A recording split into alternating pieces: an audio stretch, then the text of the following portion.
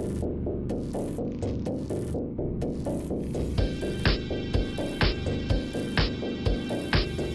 the podcast of 1984. Beyond the podcast of 1984. Beyond the podcast of 1984.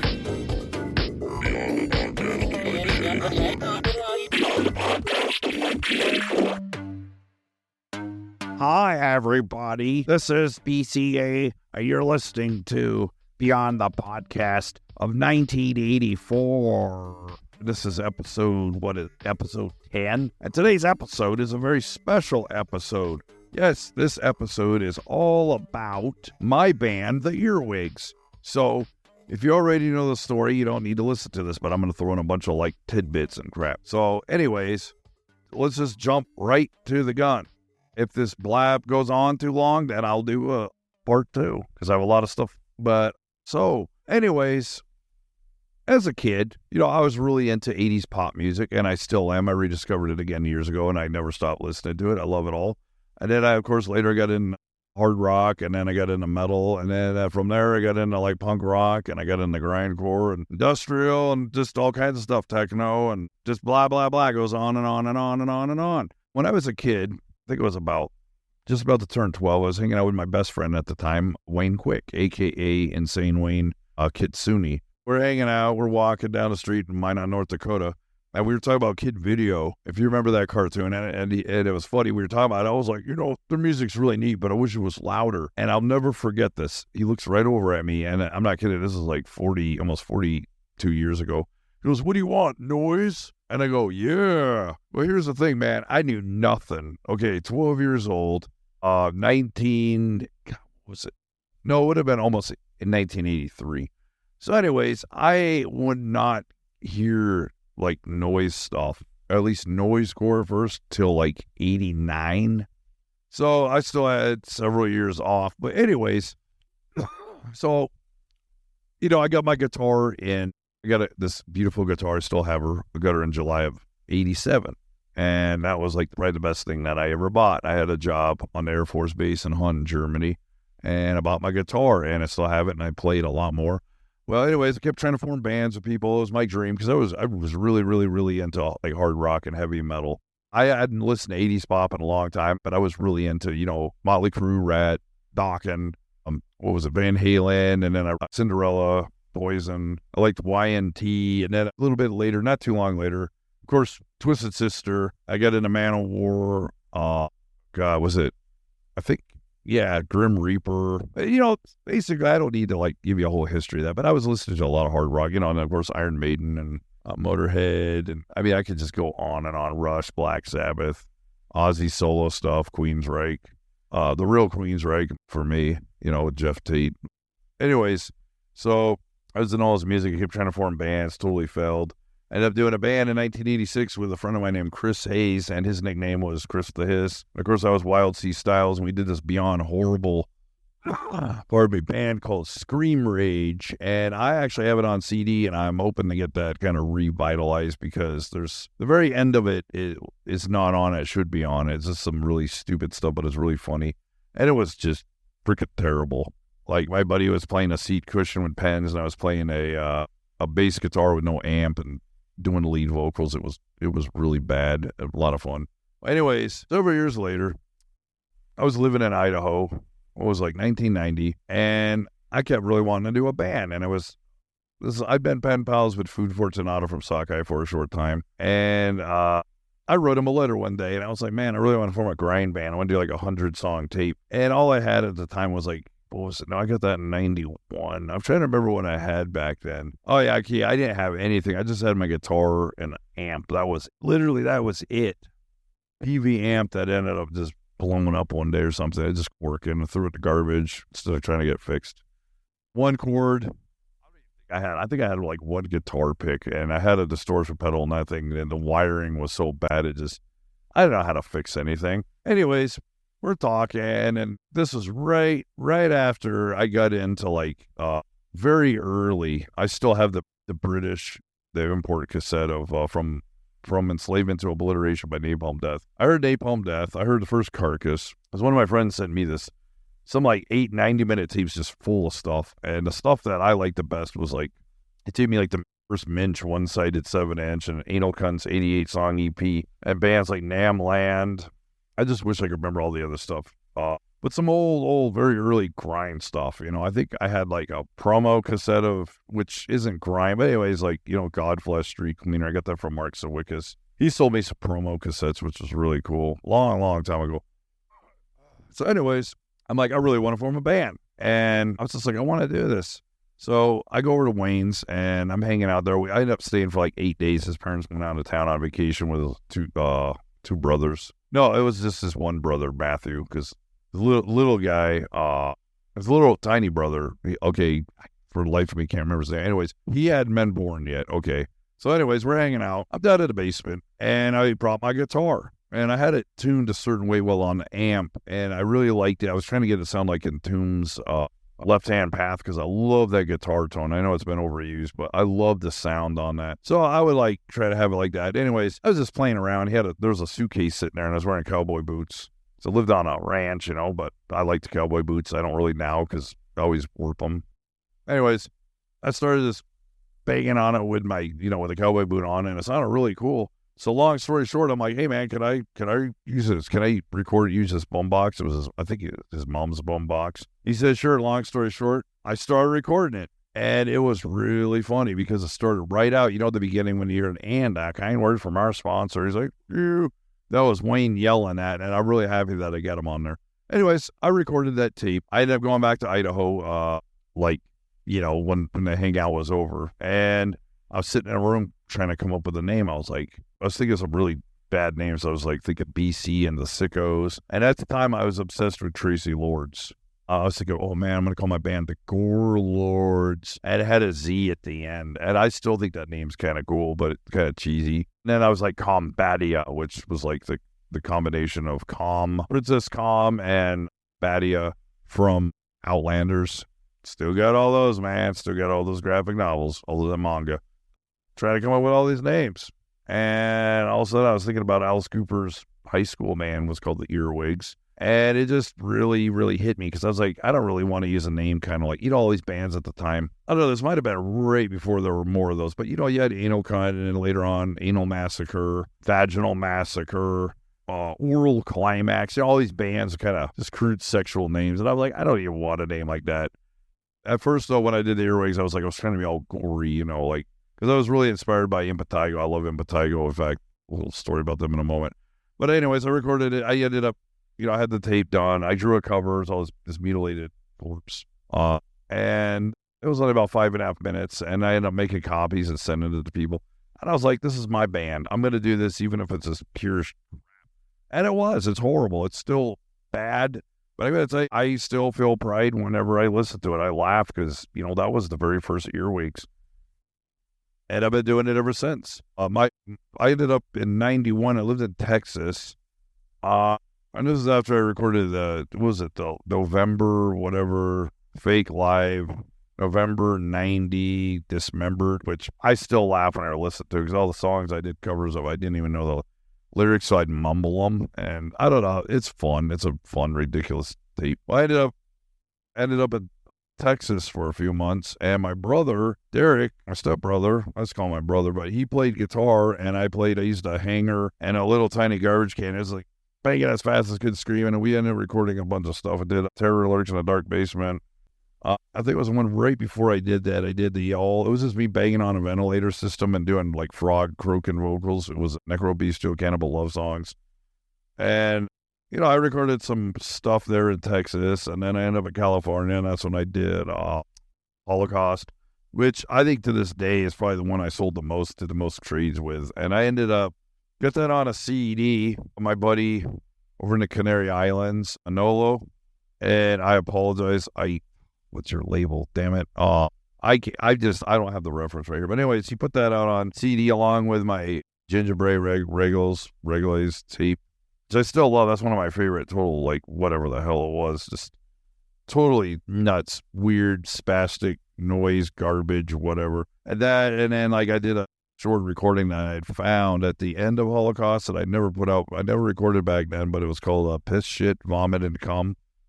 And that was a lot of fun. It was just banging on like a cardboard box, going boom, boom, boom, and then playing my guitar and just going, doing my vomit vocals. And just ridiculous.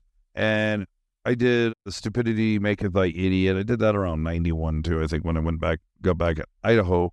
And that was just like playing like my Casio, the drum pads, and then doing these like all distorted vocals. And I laugh at that. The only thing I don't like about that is that I used a picture of a real hung corpse, which later on I was like, it's kind of disrespectful. I don't know if like that got re-released. It was that, was it Terror Lurks in the Dark Basement and Stupidity Maketh Thy Idiot.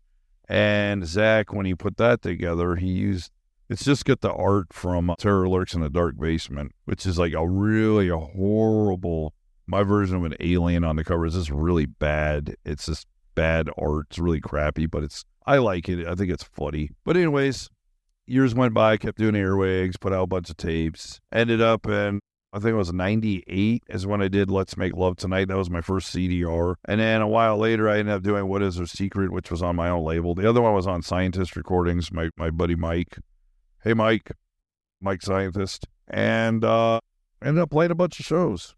Not as many shows as I would have liked, but I've played a bunch of festivals, been invited. I played a couple times in Seattle, played near Seattle, played at Portland one time down in the basement. That was a really cool show. I went kind of crazy, got really pissed off, got really drunk. But no, I haven't played a show now in like 5 years. But, the Earwigs started out as kind of like noisecore garbage. Then I was trying to do grind noise. Like, keep calling it an 808. It wasn't an 808. It was, my buddy Adam, it was a drum machine. It was like really simple beats, but I did like, it was totally inspired by Sore Throat. But I recorded like 2 or 3 tapes like that. I did Horns, DSA, Delay Norlone. Oh yeah, the Venus Sessions, which I just found all that on CD. I gotta like re-release that. I gotta find. Thank you, Zach. My friend Zach Howard does Fuck Music Productions. He's put out a lot of Japanese hardcore stuff, a lot of like noisecore, a lot of noise shit trash. Really awesome, dude. Love you, brother. He's been one of the biggest supporters of the Earwigs, and but he's put a lot of my stuff to CDR, and I guess there's more stuff. And then if you get online on Fish Move Productions, there's a lot of my stuff. There's some Adam stuff. There's stuff I've done with other friends. A lot of stuff on there. Crazy stuff, but it's all free downloads, and I think you can print the covers out, so I don't care. It's like, you make your own copies. Just, if you're going to sell a bunch of copies, send us money. We'd appreciate it, because we're broke. Anyways, I've had a lot of fun. I've had a lot of bad times with the Earwigs. I played shows, like one show I was playing, didn't know that at the time what happened, but the PA went out. I did about 3 minutes of noise, and the rest of the recording, which I don't know where it's at right now, but it's like 10 minutes of me yelling. It's like, nothing's working. And I start getting really like just violently pissed off. But after all those incidents, I'm like, I'm not going to get mad anymore. It's like, I play a show, something goes wrong, amp doesn't work. Oh, well, the very last show that I played, we were trying to set it up. The amp wasn't working. Did about 5 minutes. Just nothing was working. So I go, okay, ladies and gentlemen, that was the Earwig set. Hope you enjoyed it. This has just been released on limited edition. 1 CDR sold out, special packaging. Sorry you missed out. They're all laughing. I calmed down. We got everything. I wasn't even mad, but we got it set up. And I did probably one of my worst sets ever. But when I play live, sometimes I wear costumes. I prefer to. I think it's just boring to get up there and look all regular. It's like, like I remember interviews with Metallica. They're like, ooh, we just like to look like how we do on the street. I'm like, boring. To each their own, but I like costumes. I wear makeup sometimes. But it's been a mix. I'm inspired by a lot of stuff with the Earwigs, but I'm going to say my biggest inspirations for the Earwigs are definitely the films of Shinya Tsukamoto, John Carpenter's The Thing. Just like all that crazy, the crazy stuff, man. Like Japanese cyberpunk. I'm inspired by a lot of like earlier, probably the second wave. I still like, I love like Ramones and Sex Pistols. I guess you could call that the first wave of punk. But anyways, like a lot of the the LA punk stuff just really inspired me. Just the manic energy. And then, of course, sci-fi, especially big time anime. Anime is a big time inspiration to me. Horror movies, action movies, 80s pop, a lot of hard rock, Twisted Sister, Rat, Motley Crue, Doc, and all that stuff inspires me, man. I'm inspired by a lot of stuff, but I'm going to say when it comes to noise, definitely, like the Hana Tarash is a huge inspiration. Hydrokaiden, CCCC, Killer Bug is awesome. God, there's a lot of bands. Masana, big time Masana fan. Very inspired. His microphone noise, vocal noise. And I've gone crazy like with the microphone. I love it. But a lot of stuff. Anal Cunt, Mensch, Impetigo, Nuclear Death, Led Zeppelin, Pink Floyd, Jimi Hendrix. Oh no, that's not, Misfits, Sam Hain. Oh no, that's not all noise. None of that's noise. I don't care. Well, the Anal Cunt, Mensch noise score. But anyways, Anal Massacre, just like a lot, just stuff inspires the Earwigs, man. My Dream Woman.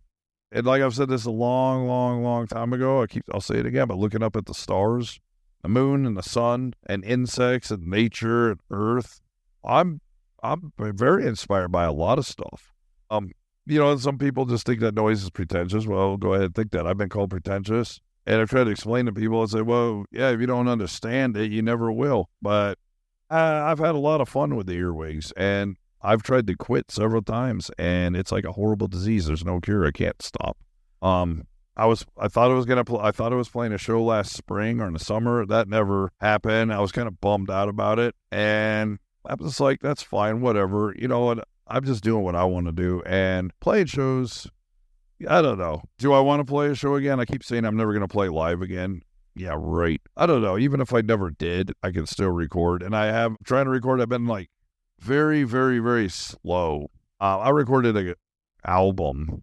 It's on CDR now, but it's called Brush Your Teeth with Fucking Shit. I mentioned that in my last episode. But it's total shit. It's a lot of just me playing the drum machine with one hand and playing my guitar with one hand. My other hand, and then just yelling with no microphone. And the thing is, it was a lot of fun to do because as much as I love doing total noise and kind of power electronic type stuff, you know what? I like doing total shit. Because that's what the Earwigs started out. It's total garbage. And unlike a lot of bands that, I'm ashamed of my early stuff, like some of these bands like Blood that started out doing total shit or whatever, and they're like, oh, we hate that stuff. And I've seen them in an interview, they totally trashing on like noise and stuff. Like, it's garbage, that's your opinion. I still think Blood is a great band, and I know I probably already mentioned them before. And I know like Mark Zwickis, he didn't like, I sent him the really short, August 90, really short and unofficial rehearsal tape, and he sent it back. So this is not really my cup of tea, but thanks, I'm not doing my zine anymore. And it kind of hurt my feelings a little bit, but I'm like, you know what, whatever, that's cool, man. I was hoping that he would review in a zine, but he did a Uniforce, he quit doing that. But I was like, I got over it. And my friend Jerry from Real Sickness zine, wherever you are, band, I hope you're still alive. I've been trying to find you since 94, but anyways, anybody know Jerry SCV Check? Anybody? He was actually distributing my he was making copies of Dismembered, and at the end of it, he'd put really short, unofficial August 90. And I thought that was really awesome because he was a total death metal, black metal guy, with the exception of the Doors, Devo, and I think a couple other pop groups. But, Jerry was all about pretty much death metal, grind, and, black metal, especially black metal. Anyways, but he would dub copies and send them to people, and he had it on his distro list, and that meant a lot to me. That was really cool. But yeah, sometimes making noise is a real challenge. It's like, you do hear, people are like, oh yeah, the only reason you do noise is because you can't play an instrument. Well, part of it, that's true. The reason why I do noise and the reason why that I do the Earwigs is because I'm really not a musician. And I'll be honest with you, it is true. Making noise is easy. My thing is, if you don't put your heart into it, you don't put any kind of personality into it, what's the point of doing it? You're just recording noise. You're not. And I think the Earwigs definitely has a personality. I was reading something really cool years ago. I wish that magazine was still around, but Banana Fish had an interview with Mayuko Hino. I hope I pronounced her name right. She's one of the queens of noise from CCCC and this kick-ass, really weird, crazy psychedelic noise. I love CCCC. You're awesome, Miyuko. But she said something really cool. It was an interview. They're talking about noise in it, obviously. And she said, I listened to the band before I talked to the person, and you can kind of get their personality, what the person is about through their sounds. I wish I could remember exactly what she said, but I thought it was really cool. And I was thinking about it. It's like, yeah, certain bands have their own aesthetic, and it doesn't matter whatever genre you do, but especially noise. But I always laugh when people think that noise is pointless. Well, that's your opinion. Anybody can record it. Yeah, anybody can. But like I said, you don't put your personality into it. You don't put your heart into it, your soul. It doesn't really mean anything. It still exists, but there's all kinds of noise out there. There's total shit. There's like, there's political noise, there's pervert, I don't know, what do you call it, like hentai noise. I don't know. You know what I mean? You got to get the gist of what I'm talking about, but like just different imagery. Like Merzbau's earlier stuff, a lot of bondage and, like, as he put it, cheap porn, collages. And he hasn't done that in years. I think what he's doing is pretty refreshing. Sami Akita does a lot more about animal rights and stuff, which I totally respect. It's great stuff. One of my favorite noise bands. If I Merzbau, I forgot to mention Merzbau is a big time inspiration to me. And then like Boyd Rice, the noise stuff is just freaking kick ass. In fact, I did a kind of like a little pseudo, it was kind of a live show I played in front of like 5 people a long time ago. I tried doing a cover of a song. It was actually with a beat. It was pretty cheesy, but it was fun to do, and everybody ended up leaving. I ended up just making more noise, and it was pretty like minimalist, weird shit. I was using like an echo box and then my rap man and the microphone. It was fun. It was really fun to do. But so what am I saying here? My brain is going ding-a-ling-a-dingus. I love doing the earwigs, and I've slowed down a lot. I do record off and on. I have a whole bunch of stuff on one of my SD cards. I need to take that stuff off and do something with it because I don't know if I've done enough stuff for an album, but at least for like a split. And I feel bad because I had the dude from Chaos VG try to get a hold of me, and I swear, dude, I apologize. I don't even know if you're going to hear this, but anyways, if anybody knows that guy, I need to get back in touch with him. I'm not being a rock star dick. He's asked me if I want to be on a comp. I would, but I still don't really know how to do all this. They're transferring, and like with SD card, you think, oh, you're just putting a little reader thing, you put it in your computer. Well, yeah, easier said than done. But anyways, one of my big goals this year is learn how to do all this stuff, get all this stuff going. Love to be on that 4-band split, man. I did an online split with Last Action, and I completely forgot. Carl, you're an awesome dude. Let's find out a way of getting the CD. We could put that out as like a 3-inch CDR. I don't know if anybody, I have the file. I don't know, man. It's like all this stuff, and I'm flattered. I'm really flattered because I get some really cool emails. I get the kindest words from people. They're like, dude, Earwigs freaking legend, and that means a lot to me. And I've had people say that I inspired them to start noise. I got my buddy Adam from Tomiki's Cup.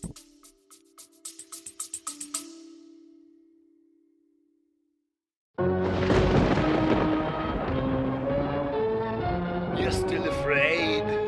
Stop it now! I mean it! He's coming to get you, Barbara. Stop it! You're ignorant! He's coming for you, Barbara. Stop it! You're acting like a He's child! coming for you. Look, here he comes. Now he'll hear you! Here he comes now. I'm getting out of here, BCA. Tune in to BCA's Podcast Weekly on Beyond the Podcast of 1984. BTP 1984.com. Beyond the Podcast of 1984. Beyond the podcast of 1984. Amy, his lovely wife. Cheers, guys.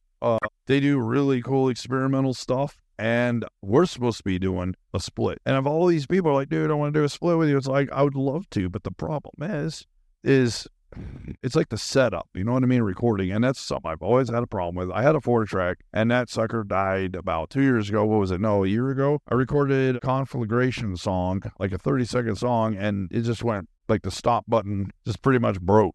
And anyways, I don't want to spend too much more time talking about the problems, technical difficulties, but the earwigs are pretty much the Spinal Tap of noise because I've had so many problems. But I keep doing it. Played shows with many, many, many cool bands. Lots of cool bands. Pop Culture Rape Victim, IDX 1274. One of the biggest thrills was playing with Ron Lessard from Immobolio. In fact, he put out a split 7-inch many years ago with Sonic Disorder in the earwigs, which to this day, I'm still beyond flattered. I think that, wow, legendary label, RRR. Played with Frank Sturgeon, Prurient, Cant. Played with Rat Bastard, who's like one of the coolest people I've ever met in life. Played INC that he set up. Him and Lewis, my old friend Lewis Pardum, did in Spokane at the legendary, rest in peace, Object Space Warehouse, Bruce Horman. Said to name, and also Vacant Lights is another legendary, crazy, cool, weird ambient noise project, long dead, but just awesome. Played with Ritual Hate. Did I just mention them? Did a split with them. Split CD and a cassette, and I'm trying to find that right now because I'd love that out again. That has it's a part where I ran to the bathroom right in the middle of my set and I puked, and I don't know. People said you could hear me. I haven't even really listened to that show. I haven't listened to that show in years. Of course, played with Moth, Take Down UAV. Played with a lot of freaking bands, a lot of cool bands. I just, right now, I can't remember the names of some of them. What was it?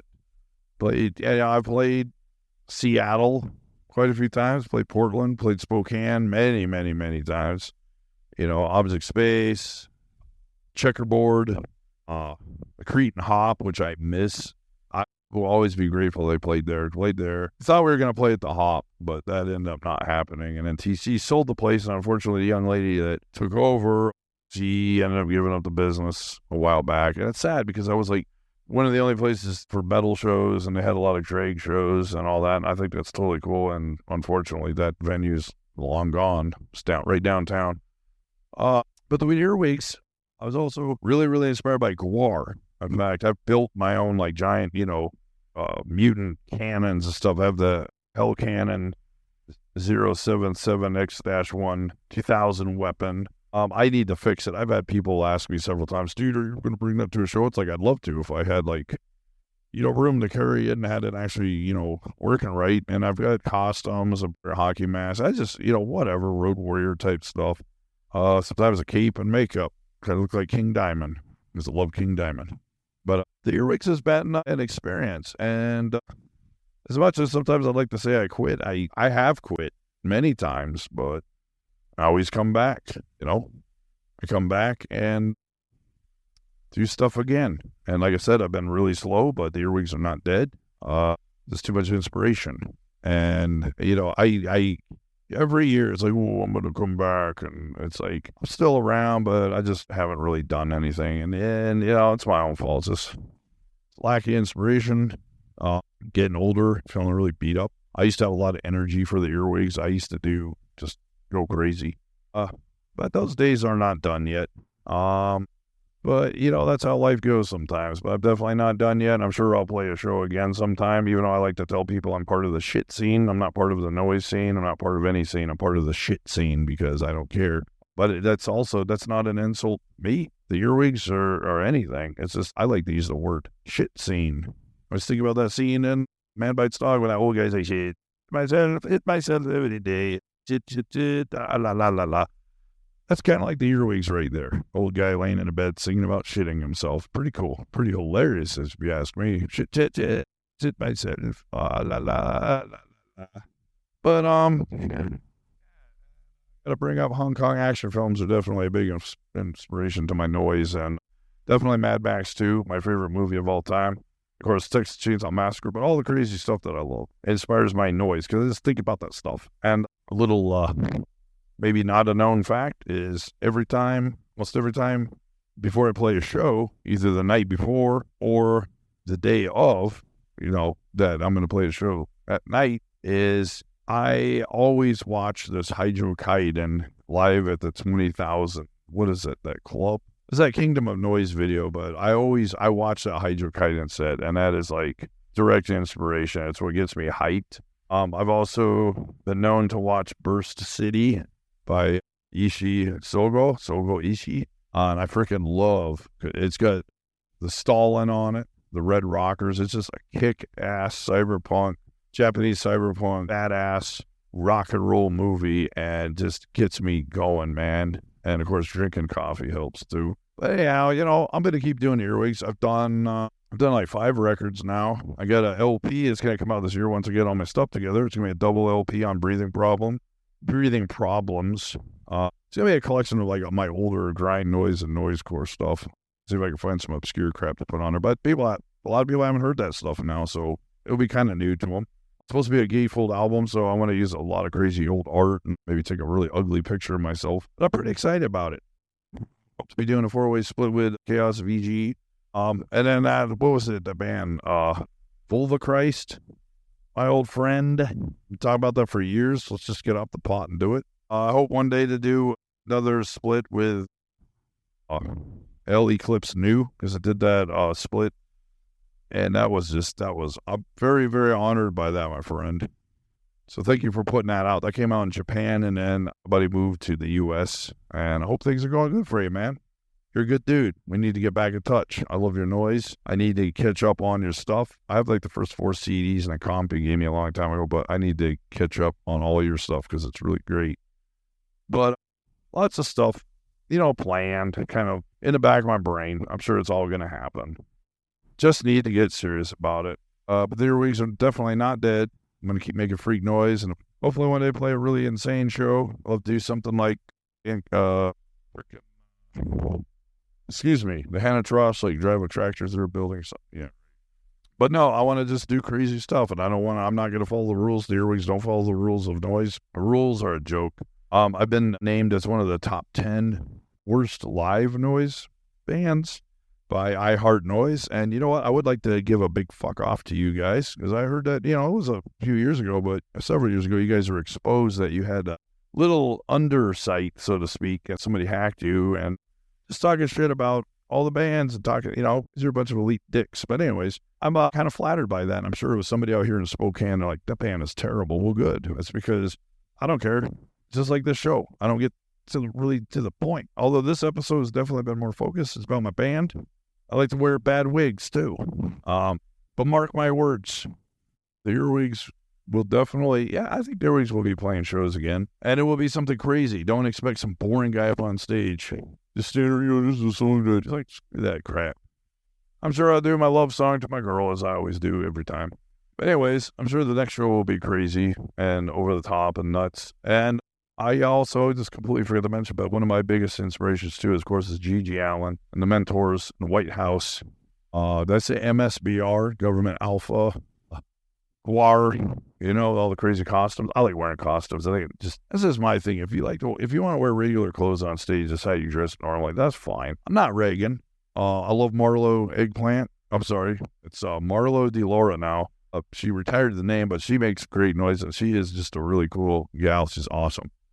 To do this split with you, we've talked about one for several years now, kind of an ABBA theme going on there, total glam space thing going on. That would be awesome. I'd love to do that. I hope we do that, because you're awesome, and I hope you're doing good, my friend. And to your critters and your good man and all that. You know what I mean. Your partner, husband. I wish you guys the best. But everybody that's ever supported the Earwigs, I really appreciate the kindness. And Marlo is definitely one of the kindest people that I've met. And there's some people that I just don't hear from anymore. And I hope they're all doing good. Try to get hold of Ron again from RRR and Emo Bolio. I don't even know if he's even doing his label or anything. So sent him an email quite a while ago, no response. But anyways, oh crap, time's up. So what was my point? The Earwigs are an alien noise, destruction, music, sci-fi, anime, mutant, robot, outer space, UFO, alien monster, freak, kaiju, meteor shower, space band. Maybe you'll see us at the Mos Eisley Cantina someday. Anyways, Star Wars, Star Trek, Battlestar Galactica, Buck Rogers, Flash Gordon, Black Hole, all that stuff. Major inspirations too. Blah, blah, blah. Anyways, you can look up the Earwigs online, and you can find videos on YouTube.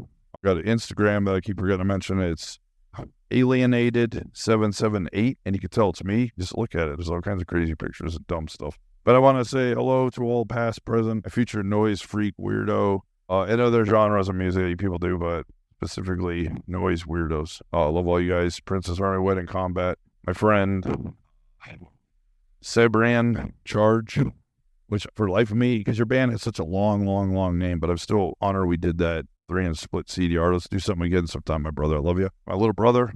And everybody out there, thank you, Adam, Jim from Minch, rest in peace. Everybody, thanks. Even Billy from Razorback, when he used to do Stupidity and Be a Freak. Thanks, dude.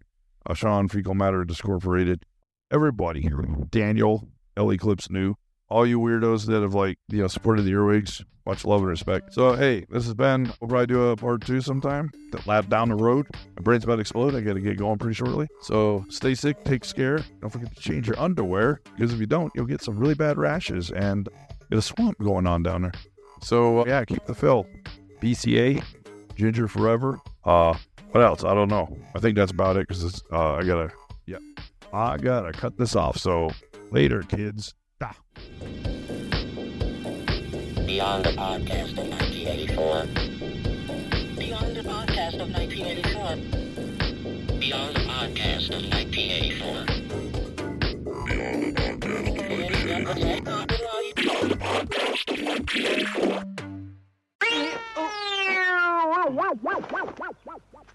What is this?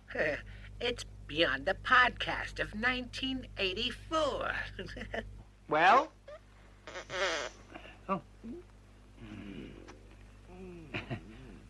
It's just BCA. Better not be. I warn you, for many years, I have been training as an acrobat. Know a lot of tricks. Well, then show us on btp1984.com. Of course I wouldn't. Hey!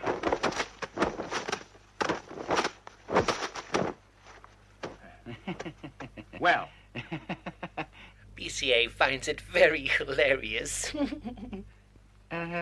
Maybe you could tune in and listen to the show, btp1984.com. Sure. What do you think I am? A fake? Are you a diehard fan of Beyond the Podcast of 1984? Do you want to show off your love for the podcast in style? Well, look no further. Introducing our exclusive podcast merch line. From t-shirts that will make you the envy of all your alien friends, to hats that will keep you looking freaky while repping your favorite podcast. We've got everything you need to take your Beyond the Podcast of 1984 fandom to the next level. So don't wait. Head to btp1984.com now and grab yourself some podcast merch before it's all gone. And remember, wearing BCA's merch will automatically make you funnier and more attractive. Get your Beyond the Podcast of 1984 merch today and join BCA's podcast revolution.